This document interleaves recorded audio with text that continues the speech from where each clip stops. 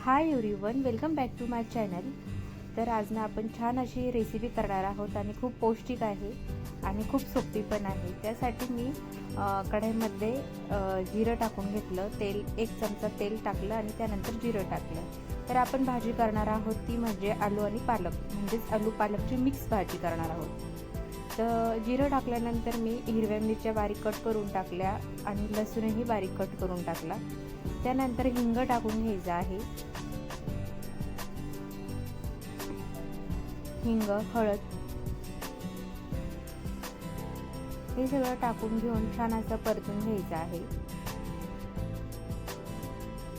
तर ही रेसिपी ना एकदम सोपी आहे, खायलाही खूप टेस्टी लागते आणि खूप पौष्टिक पण आहे आणि तुम्ही म्हणजे बॅचलरसाठी तर खूपच छान आहे. त्यानंतर एक मोठा साईजचा बटाटा मी बारीक कट करून घेतला आणि पालकही छान अशी बारीक कट करून घेतली, स्वच्छ धुवून घेतली आहे. फर्स्ट तर आपल्याला बटाटा टाकून घ्यायचा आहे आणि बटाटा मी एकदम बारीक कट केलेला आहे, म्हणजे तो लवकर शिजतो.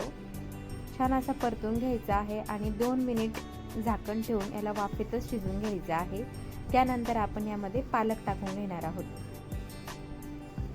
2 मिनिट मी वाफेतच शिजवून घेतलं, त्यानंतर पालक ॲड करत आहे.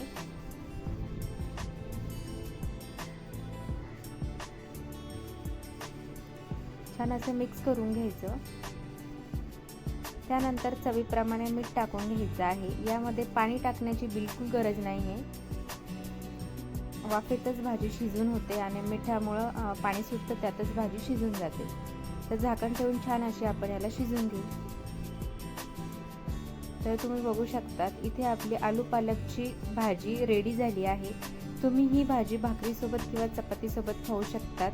तुम्हाला व्हिडिओ आवडल्यास एक लाईक नक्की करा. चॅनलवर नवीन असाल तर प्लीज लाईक, शेअर, सबस्क्राईब. चला तर भेटूया नेक्स्ट व्हिडिओमध्ये. बाय.